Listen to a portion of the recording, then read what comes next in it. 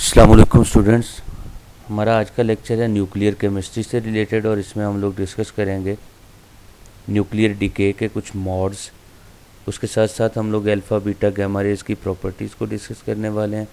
साथ हम लोग डिस्कस करेंगे कि कौन से न्यूक्लियाई रेडियो एक्टिव डिके देते हैं, कौन सा नेचुरल रेडियो एक्टिव डिके है और आर्टिफिशियल रेडियो एक्टिव डिके क्या होता है।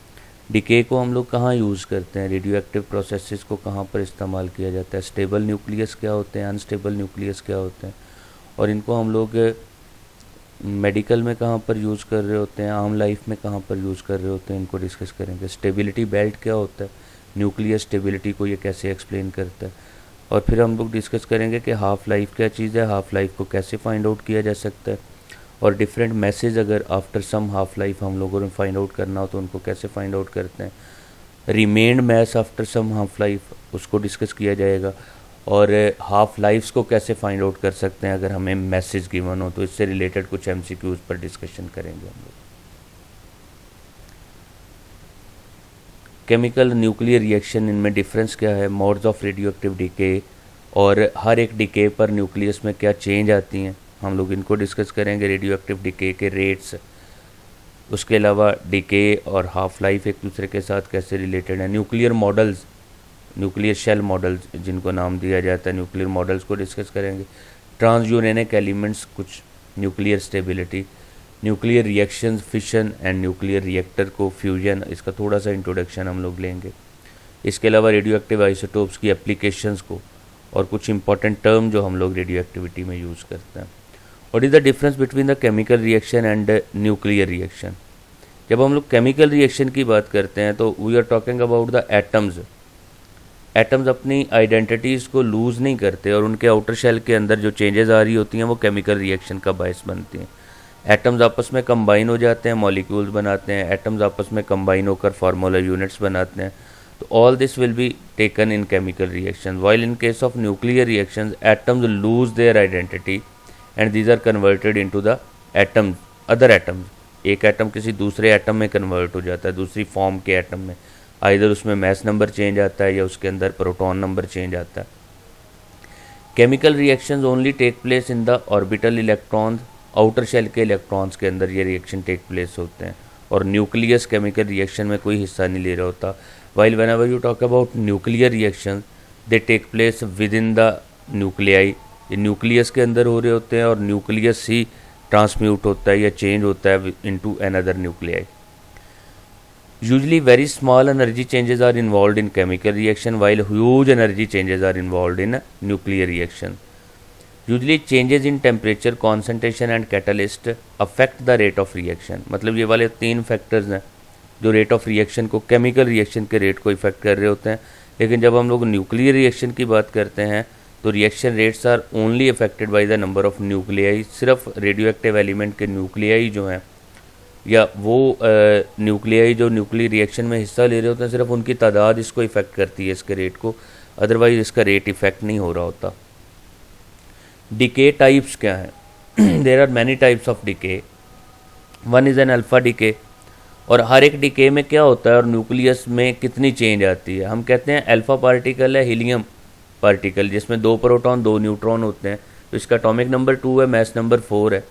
जब इसे हम लोग किसी न्यूक्लियस से खारिज करते हैं, निकालते हैं, तो न्यूक्लियस का मास बाई 4 यूनिट कम हो जाता है और न्यूक्लियस का एटॉमिक नंबर बाई 2 यूनिट कम हो जाता है। यानी एक न्यूक्लियस किसी ऐसे न्यूक्लियस में कन्वर्ट हो जाता है जिसका मास 4 यूनिट कम है और जिसका एटॉमिक नंबर 2 यूनिट्स कम है। Proton emission, a proton is ejected from the nucleus. इसमें प्रोटॉन न्यूक्लियस से निकलता है और प्रोटॉन निकलने से मास नंबर और एटॉमिक नंबर दोनों में बाई 1 यूनिट कमी वाक़ हो जाती है। न्यूट्रॉन एमिशन से क्या होता है, whenever a neutron is ejected from a nucleus mass number कम हो जाता है, एटॉमिक नंबर वही रहता है, सेम रहता है। डबल प्रोटॉन एमिशन, इसमें 2 प्रोटॉन की एमिशन हो रही होती है, 2 प्रोटॉन एमिट होंगे तो उससे क्या होगा, न्यूक्लियस का मास और एटॉमिक नंबर और मास नंबर दोनों बाई 2 यूनिट कम हो जाएंगे।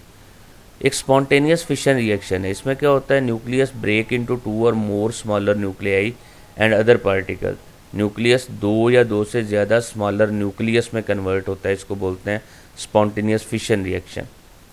Cluster decay, what is cluster decay? Nucleus emit a smaller nucleus एक न्यूक्लियस जो है उससे एक छोटा न्यूक्लियस जिसका mass number A1, atomic number suppose Z1 है, तो वो इसमें से निकल जाता है और हम लोग जो नया न्यूक्लियस हमारे पास ऑब्टेन होता है उसका mass number by A1 decrease कर जाता है और atomic number by Z1 value decrease कर जाता है।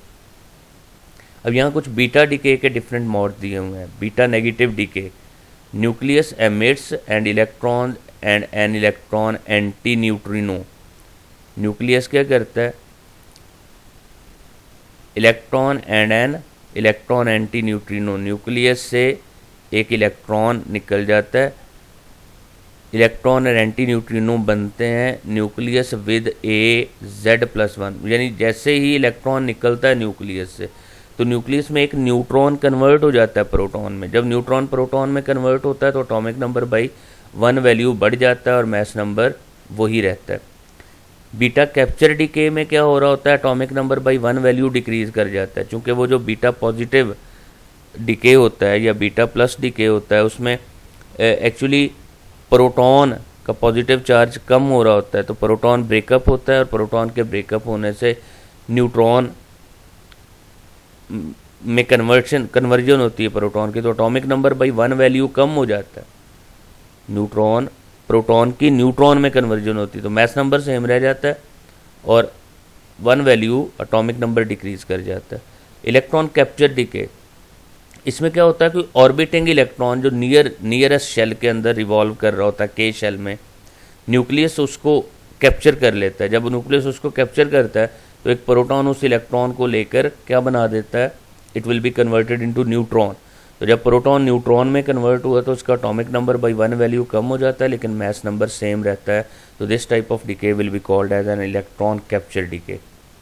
डबल बीटा डीके, मतलब 2 बीटा पार्टिकल खारिज हो गए। एक बीटा पार्टिकल खारिज होने से एटॉमिक नंबर में 1 का इजाफा हो रहा था, यहाँ 2 यूनिट का इजाफा हो जाता है। और डबल इलेक्ट्रॉन कैप्चर अगर हो रही हो, एक इलेक्ट्रॉन कैप्चर से Z-1 आ रहा था, 2 इलेक्ट्रॉन कैप्चर से क्या आ रहा होता है, Z-2। Electron capture with positron emission, अब बस दफ़ा इलेक्ट्रॉन कैप्चर होता है और पॉजिट्रॉन एमिट हो जाता है। A nucleus absorbs 1 orbital electron, emits 1 positron and 2 neutrinos. वो एक ऑर्बिटल इलेक्ट्रॉन को कैप्चर करके एक पॉजिट्रॉन और 2 न्यूट्रिनो को खारिज करता है। इससे भी एटॉमिक नंबर में बाई 2 वैल्यूज़ 2 यूनिट्स कमी वाक़या हो जाती है। डबल पॉजिट्रॉन डीके, अब डबल पॉजिट्रॉन डीके में एक पॉजिट्रॉन के डीके में Z-1 आ रहा था आपके पास डॉटर न्यूक्लियाई, अब Z-2 आता है। Isomeric transition, excited nuclei releases a high energy photon, gamma photon release हो जाता है। वही same atomic number same mass number रहता है, क्योंकि गैमा एमिशन जो है वो ना एटॉमिक नंबर को इफेक्ट करती है ना मास नंबर को। Internal conversion, excited nuclei transfer energy to an orbital electron which is subsequently ejected from the atom. Excited nuclei अपनी एनर्जी को ऑर्बिटल इलेक्ट्रॉन को ट्रांसफ़र कर देता है जो सब्सिक्वेंटली एटम से इजेक्ट हो जाता है। इससे भी एटॉमिक नंबर में और मास नंबर में कोई फ़र्क नहीं पड़ता। Properties of alpha beta and gamma radiation, ये बहुत लो लेवल से आप लोग पढ़ते आ रहे हैं, सो इनमें इतनी कोई प्रॉब्लम नहीं होनी चाहिए आपको। मैं जस्ट इसको थोड़ा सा ओवरव्यू देना चाह रहा हूँ। अल्फ़ा पार्टिकल, इसका एटॉमिक नंबर 2 होता है, मास नंबर 4 होता है, इस पर +2 चार्ज होता है। Beta raise negatively charge particle हैं, इलेक्ट्रॉन कंसीडर किए जाते हैं, इनके ऊपर चार्ज -e होता है। और अनचार्ज होती हैं गैमा रेज, इनके ऊपर कोई चार्ज नहीं होता। ये इनके मैसेज गिवन है। रेंजेस, ये एयर के अंदर 10 सेंटीमीटर डिस्टेंस कवर करते हैं और 1 मिलीमीटर की एलुमिनियम फॉयल इसको स्टॉप कर सकता है। बीटा रेज को स्टॉप करने के लिए thin layer of aluminium required है और ये फ्यू मीटर तक एयर के अंदर मूव करता है। और गैमा रेज ज़्यादा मूव करती हैं, thick layer of lead required है इसको अगर आपने स्टॉप करना है। इसका मतलब है पेनिट्रेशन पावर गैमा रेज की सबसे ज़्यादा है और पेनिट्रेशन पावर अल्फ़ा रेज की सबसे कम है। नेचुरल सोर्सेज क्या हैं? अल्फ़ा रेज एमिट होती हैं by the decomposition of uranium 236। इसी तरह कोबाल्ट 68 का आइसोटोप अगर ब्रेकअप होता है तो इट फॉर्म्स बीटा रेज। और एक्साइटेड न्यूक्लियाई, जो जिनमें से कोई एक डीके पहले हो चुका होता है, तो वो अगर उसी न्यूक्लियस की फॉर्म में रहना चाहते हैं लेकिन वो एक्साइटेड होने की वजह से गैमा रेज को खारिज करते हैं और उसी न्यूक्लियस में ही रहते हैं। तो आयोनाइजेशन पावर सबसे ज़्यादा है अल्फ़ा रेज की, डिफ्यूजन पावर सबसे कम है अल्फ़ा रेज की। आयोनाइजिंग पावर गैमा रेज की 0 है, डिफ्यूजन पावर गैमा रेज की सबसे ज़्यादा है। ये पॉइंट्स याद रखने हैं बस आपने। Rate of radioactive decay, ये कैसे फाइंड आउट किया जा सकता है? Atoms decay are directly proportional to number of atoms present at the time. Activity जो है वो actually directly proportional to number of atom at the start of the reaction. A is equal to lambda n, lambda is called as a decay constant, A है total activity value, n total number of atoms present at the start time, और lambda is called as a decay constant। इसको हम लोग decay constant का नाम देते हैं। decay constant का मतलब है number of atoms decomposed per unit amount of those atoms। decay is a first order reaction, ये ln number of particles after time t will be equal to minus lambda t plus c। c is called as a integration constant, ये c को integration constant लिया जाता है। nt is the number of atoms remained after time t। Decays exponential function means greater the number of atom greater will be the decay rate. Exponentially ये number of atoms पर depend कर रहा होता है। Exponentially का क्या मतलब है? ई की पावर रेस टू द, ये देखें सपोज करें यहाँ नेचुरल लॉग नहीं लेते तो एन टी किसके इक्वल आएगा? E raise to the power minus lambda T plus T के इक्वल। तो हम कहते हैं कि जैसे जैसे नंबर ऑफ एटम्स बढ़ते जाते हैं तो number of atoms decomposed after T time वो भी बढ़ जाएंगे। तो number of atoms at the start जितने ज़्यादा होंगे, number of atom decomposed in first half life उतने ज़्यादा होंगे। तो number of atoms initial atoms पर डिपेंड करता है कि कितने नंबर ऑफ एटम ने डीके करना है। Decay is a exponential function means greater the number of atom greater will be the DK rate. जितने नंबर ऑफ एटम ज़्यादा होंगे डीके रेट उतना ज़्यादा होगा। अमाउंट रिमेन्ड बिहाइंड, ये फार्मूले बहुत इंपॉर्टेंट है, ये याद रखना है। फॉर एग्जांपल अगर एक हाफ लाइफ गुजरी है, 2 हाफ लाइफ गुजरी हैं, 3 हाफ लाइफ गुजरी हैं, तो हाफ लाइफ गुजरने पर number of half life N, small N is the number of half life, N naught is the total number of atoms और total number of decomposable atom जो जिन्होंने ट्रांसम्यूट करना है। एन नॉट अगर हमारे पास ये हो, नंबर ऑफ एटम्स हो, तो 2 raise to the power n से इसको डिवाइड कर दें तो हमारे पास निकल आएंगे total number of atoms after time T. Fraction of initial amount left behind after half life, अगर ये फाइंड आउट करना हो, सपोज वो कहता है कि एक अमाउंट है हमारे पास गिवन है और वो कहता है कि 10 हाफ लाइफ के बाद या 5 हाफ लाइफ के बाद उसकी फ्रैक्शन ऑफ अमाउंट कितनी बाकी रह जाती है, तो that will be equal to 1/2 raise to the power n। उसको हम लोग 1/2 raise to the power n के फार्मूले से फाइंड करेंगे। Here again small n is equal to number of half life. तो डीके और हाफ लाइफ कैसे एक दूसरे के साथ रिलेटेड है? सपोज करें आप इनिशियल अमाउंट 10 ग्राम लेते हैं तो आफ्टर 1 हाफ लाइफ उसकी अमाउंट हाफ रह जाएगी 5 ग्राम। अगेन आफ्टर 1 हाफ लाइफ 2.5 ग्राम, अगेन आफ्टर हम 1 हाफ लाइफ 1.25 ग्राम। मतलब हर हाफ लाइफ के बाद जो इनिशियल अमाउंट होती है उसका हाफ बाकी रह जाता है हमारे पास। तो here the number of atoms decayed are greater, क्योंकि अमाउंट ग्रेटर है। यहाँ नंबर ऑफ एटम्स डिकेड कम हो जाते हैं क्योंकि अमाउंट कम रह गई है। तो अमाउंट पर डिपेंड करता है कि कितने एटम ने डिके होना है। जितनी अमाउंट ज़्यादा होगी इनिशियल अमाउंट उतने नंबर ऑफ एटम ज़्यादा डिके होंगे। न्यूक्लियर मॉडल्स, एक है लिक्विड ड्रॉप मॉडल। वो कहता है न्यूक्लियाई जो हैं वो just like that of liquid drop behave करते हैं। हाई डेंसिटी का लिक्विड ड्रॉप कंसीडर कर लें तो जैसे लिक्विड ड्रॉप जब एक न्यूक्लियस 2 न्यूक्लियाई में कन्वर्ट होता है या डिवाइड होता है या डिस्ट्रीब्यूट हो रहा होता है या उसकी ट्रांसम्यूटेशन हो रही होती है, तो वो न्यूक्लियस के दरमियान में कहता है जैसे सेल की होती है ना डिस्ट्रीब्यूशन या डिवीजन, सेल डिवीजन हो रही होती है कि दरमियान में एक इन्वेजिलेशन सी प्रोड्यूस होती है, वो इनवर्ड मूव करती है और इनवर्ड दरमियान में जाकर मिल जाती है। तो जैसे ड्रॉप के 2 हिस्से हो जाते हैं, बिल्कुल उसी तरह से न्यूक्लियस के 2 हिस्से हो जाते हैं। दूसरा है nuclear shell model. It works on the Pauli's exclusion principle. Just like Pauli's exclusion principle में जैसे हम लोगों ने बोला था कि कुछ एटम्स ऐसे होते हैं जिनकी इलेक्ट्रॉनिक कॉन्फ़िगरेशन उसको सपोर्ट करती है और वो ज़्यादा स्टेबल होते हैं, और कुछ एटम्स ऐसे हैं जो लेस स्टेबल होते हैं। तो न्यूक्लियर शेल मॉडल भी यही स्टेबिलिटी को नंबर ऑफ प्रोटॉन्स या नंबर ऑफ एटॉमिक नंबर के ऊपर डिपेंड करते हुए लेता है या मैस नंबर के ऊपर डिपेंड करते हुए लेता है। According to nuclear shell model वो कहता है कुछ ऐसे न्यूक्लियाई हैं जिनके मैस नंबर्स ये मैजिक नंबर में ड्रॉप करते हैं, फॉल करते हैं, जिनके मैस नंबर मैजिक नंबर्स के इक्वल होते हैं, तो they are slightly more stable nuclei than that of the other nuclei. तो ये मैजिक नंबर्स गिवन है 2, 8, 20, 28, 50, 82, 126। कहा यह जाता है कि ऐसे न्यूक्लियाई जिनमें नंबर ऑफ न्यूक्लियन या जिनका मैस नंबर इन नंबर में से किसी के भी इक्वल हो, these nuclei are considered to be the extra stable nuclei. इनको हम लोग ज़्यादा स्टेबल न्यूक्लियाई के तौर पर कंसीडर करते हैं। कुछ NMR एक्टिव न्यूक्लियाई होते हैं। वो कहता है nuclei that possesses an even number of both neutron and proton have no spin. उनका स्पिन क्वांटम नंबर 0 होता है और वो NMR एक्टिव नहीं होते। सिर्फ कौन से?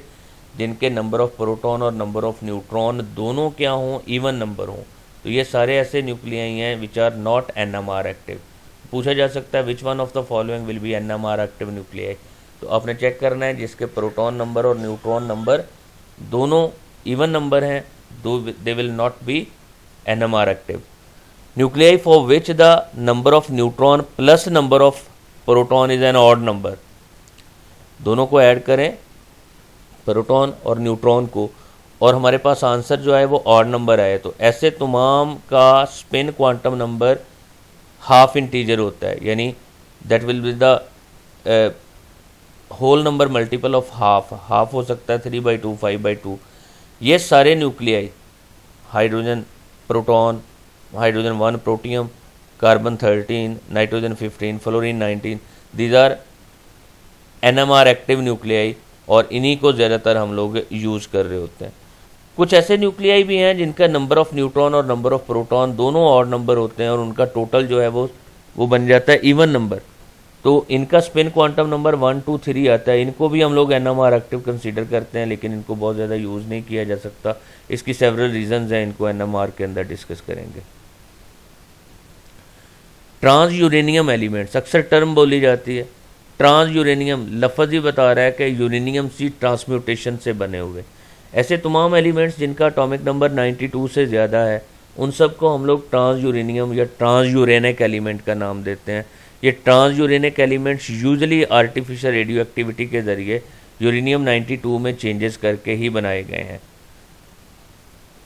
तो all those elements are unstable and decay radioactively into other elements. ये सारे ट्रांस यूरेनिक एलिमेंट्स जो हैं ये अनस्टेबल होते हैं और ये ब्रेकअप होकर क्या बना रहे होते हैं, they are broken up into the other elements.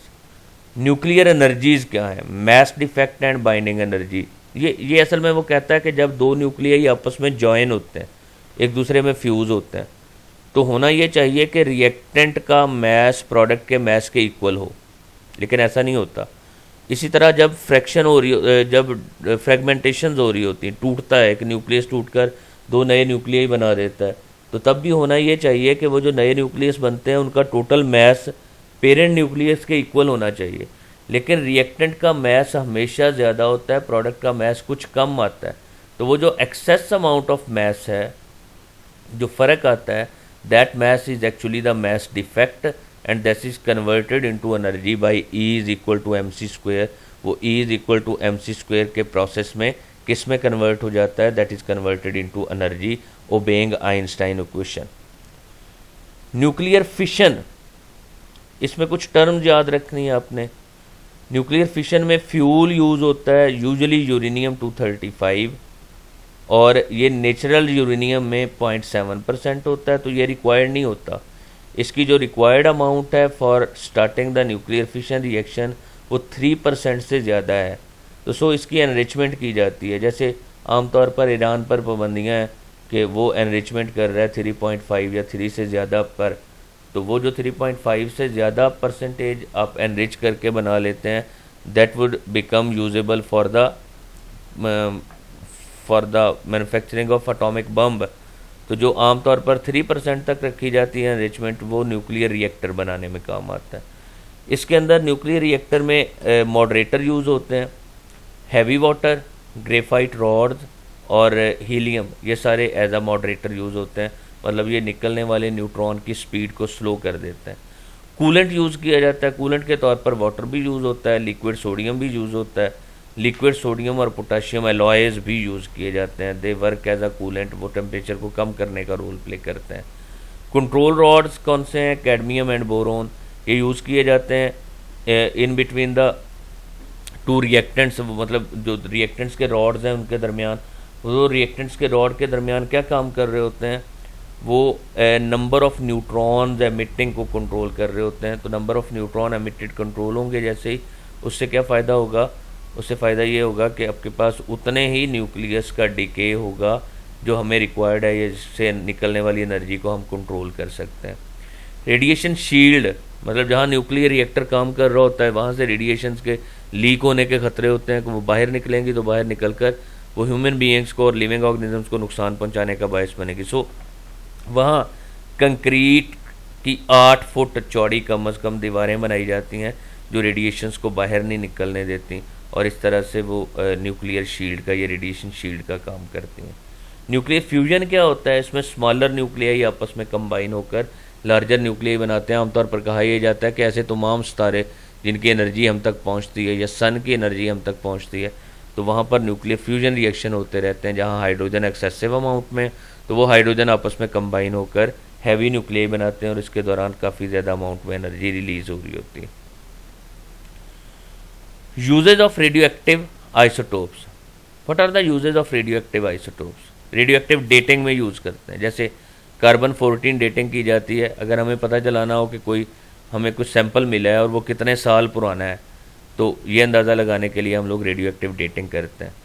Traces technique के तौर पर यूज़ होते हैं। फॉर एग्जांपल आयोडीन I-131, इसको ये जो आपके ग्लैंड्स हैं, थायराइड ग्लैंड्स हैं, इनकी वर्किंग को चेक करने के लिए यूज़ करते हैं।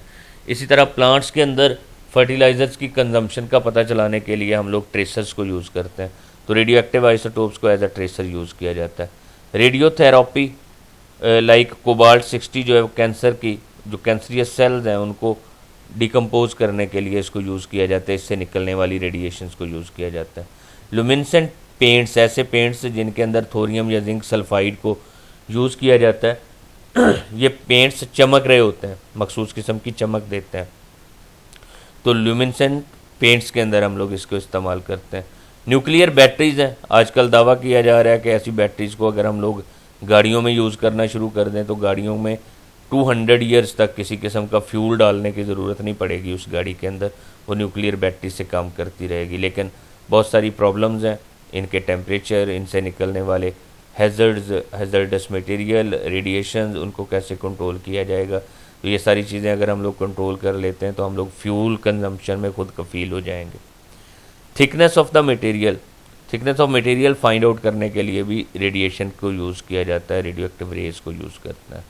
सम इम्पॉर्टेंट टर्म्स जो रेडियो एक्टिविटी में हम लोग यूज़ कर रहे होते हैं। Curie, 1 Curie. एक्चुअली ये जो ह्यूमन बीइंग्स हैं वो रेडियो एक्टिव रेडिएशन से एक्सपोज्ड होते हैं हर वक्त, और ख़ासतौर पर वो लोग जो ऐसे किसी इलाके में काम कर रहे हों जहाँ रेडिएशन ज़्यादा प्रोड्यूस होती हैं, एटॉमिक एनर्जी में काम करने वाले लोग, ऐसे तमाम लोग जो कैंसर हॉस्पिटल या cancer laboratories, cancer treatment laboratories में काम कर रहे होते हैं, वो रेडियो एक्टिव एलिमेंट्स के साथ डील कर रहे होते हैं। तो उनके लिए ये जो डोज हैं उनकी सम यूनिट्स हैं। 1 curie is equal to 3.7 × 10⁻10 radioactive rays या डिकेज पर सेकेंड, इसको लिया जाता है। 1 becquerel 1 radioactive decay per second के इक्वल है, और ये 2.703 × 10⁻11 क्यूरी के इक्वल आ जाता है। The adsorb dose, what is adsorb dose? It is the amount of energy deposited in unit mass of the human tissues और अदर मीडिया। तो किसी ह्यूमन टिश्यूज़ में पर ग्राम जितनी अमाउंट ऑफ एनर्जी एड्जॉर्ब होती है, that will be called as absorb dose. और इसकी एक ख़ास वैल्यू है, उससे ज़्यादा अगर वैल्यू हो जाए तो वो नुकसानदेह होती है ह्यूमन बॉडी के लिए। The original unit is the radian, radian he RAD, relative adsorb dose. ये होती है 100 अर्ग्स पर ग्राम के equal. It is now being widely replaced by the SI unit grey, इसको और 1 ग्रे किसके इक्वल है? 1 joule per kg, where 1 gray is equal to 100 RAD, radiation absorb dose के इक्वल है। 1 gray is equal to 100 radiation absorb dose. The biological dose sometimes also known as the dose equivalent. Biological dose को dose equivalent के भी, मतलब कुछ ऐसी radiation हैं जो ज़्यादा खतरनाक है, कुछ ऐसी रेडिएशन जो कम खतरनाक है, तो फिर हम लोग इसको बायोलॉजिकल डोज हर एक मटेरियल की अलग अलग बताना और उसमें कितने % वो ख़तरनाक है, तो उसकी बजाय हम डोज इक्वलेंट की टर्म यूज़ करते हैं। इसको REM लिया जाता है या SI यूनिट में इसको सीवर्ट लिया जाता है। तो ये सारी रेडिएशंस के जो हैज़र्ड्स हैं उनको मद्देनज़र रखते हुए कंपैरिजन करती है। This dose reflects the fact that the biological damage caused by a particle depend not only on the total energy deposited but also on the rate of the energy loss per unit distance traversed by the particle। मतलब ये दो चीज़ों के ऊपर बियोलॉजिकल damage depend करता है, एक तो एनर्जी पर, दूसरा वो एनर्जी कितने टाइम में आपने एब्जॉर्ब की है उसके ऊपर भी पड़ता है। तो इसको बोलते हैं लीनियर एनर्जी ट्रांसफ़र। फिर और सपोज करें ना कि एक बॉडी एक्सपोज्ड है to the energy of 10 units और वो 1 मिनट में 10 यूनिट एब्जॉर्ब कर लिया, लेकिन दूसरी बॉडी ने एनर्जी 10 यूनिट ही एब्जॉर्ब की है लेकिन वो 100 सेकंड में की है, या 1 मिनट से ज़्यादा टाइम 10 मिनट में, 20 मिनट, 50 मिनट में की है। तो उन दोनों का कंपैरिजन करने के लिए हम लोग फिर लीनियर एनर्जी ट्रांसफ़र की वैल्यू यूज़ करते हैं। फॉर एग्जांपल उसने एग्जांपल साथ दी है कि alpha particle do much more damage per unit energy deposited than do the electron. Electron की निस्बत अल्फ़ा का डैमेज ज़्यादा होता है, तो इसलिए हम लोग ये इक्वलेंट डोज के लफ्ज़ या टर्म इस्तेमाल करते हैं। क्वालिटी फैक्टर क्या चीज़ है? Over a wide range of incident energies Q is taken to be 1 for electrons. Electrons के लिए हमने Q की वैल्यू, क्वालिटी फैक्टर की वैल्यू 1 रखी है। And for X rays and gamma rays both of which produce electrons and 20 for alpha rays. मतलब gamma rays के लिए, एक्स रेज के लिए 1 है। क्यों? क्योंकि ये इलेक्ट्रॉन ही एमिट करते हैं। और for alpha particles it is taken to be equal to 20। For neutrons the adopted quality factor varies from 5 to 20। Neutron के लिए 5 से 20 के दरमियान डिपेंड करता है, depending upon the neutron energy. Neutron energy ज़्यादा है तो ज़्यादा होता जाएगा, न्यूट्रॉन एनर्जी कम है तो ये क्वालिटी फैक्टर न्यूट्रॉन के लिए कम होता जाएगा। It's stability belt. ये असल में न्यूट्रॉन और प्रोटॉन की रेशियो के लिए एक बेल्ट बनाया गया है कि ऐसे न्यूक्लियाई जो इस स्टेबिलिटी बेल्ट के अंदर फॉल करते हैं, those are actually stable and they do not give the radioactive decay. ये सारे न्यूक्लियाई जो इस येलो सेगमेंट के अंदर फॉल करते हैं वो रेडियो एक्टिव डिके नहीं देते।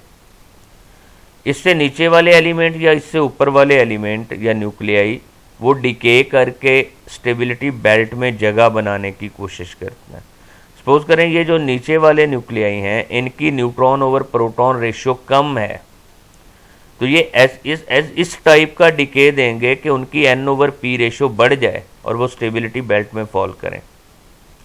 और जितने एलिमेंट्स ऊपर हैं उनकी N/P रेशियो ज़्यादा है, वो इस किस्म का डिके देंगे कि उनकी N/P रेशियो कम हो जाए और वो स्टेबिलिटी बेल्ट में फॉल कर जाए। तो आपको क्वेश्चन आ सकते हैं कि इसकी स्टेबिलिटी या N/P रेशियो या नंबर ऑफ न्यूट्रॉन या ये नीचे फॉल करता है स्टेबिलिटी बेल्ट से टूवर्ड द प्रोटॉन वाली साइड पर, तो ये कौन सा डिके देगा कि ये स्टेबिलिटी बेल्ट में फॉल हो जाए। इसी तरह अगर कोई एलिमेंट यहाँ गिवन हो तो उसकी N/P रेशियो वो बता दे, तो स्टेबल की भी N/P रेशियो बता दे, तो फिर वो आपसे पूछे कि ये कौन सी किस्म का डिके देगा इनमें से, फॉलोइंग में से, कि ये वापस फॉल कर जाए किसके अंदर, स्टेबिलिटी बेल्ट में। तो ये सारी चीज़ें आप लोगों ने देखनी है, इनको नोट करना है। जितने फार्मूले हमने यूज़ किए हैं उनको नोट करना है। हम लोग इसके MCQs को डिस्कस करेंगे और टेस्ट के अंदर, और आप लोगों ने ये सारा लेक्चर इसी वे में उसके फार्मूले वगैरह कुछ आइडिया आपको हो गया हुआ है कि इसके MCQs किस तरह के, किस टाइप के आते हैं, तो उनको सबको लेना है। इम्पॉर्टेंट लेक्चर है, इसके अंदर MCQs को हम लोग ज़्यादा बेटर तौर पर इसके MCQs आते हैं, पेपर में पूछे जाते हैं। और इसकी ख़ास तौर पर ये जो हम लोगों ने पढ़ी हैं यूजेज एप्लीकेशन जो पढ़ी हैं वो भी ज़्यादा इम्पॉर्टेंट है। Subscribe the channel for more videos. Allah Hafiz. Have a good day.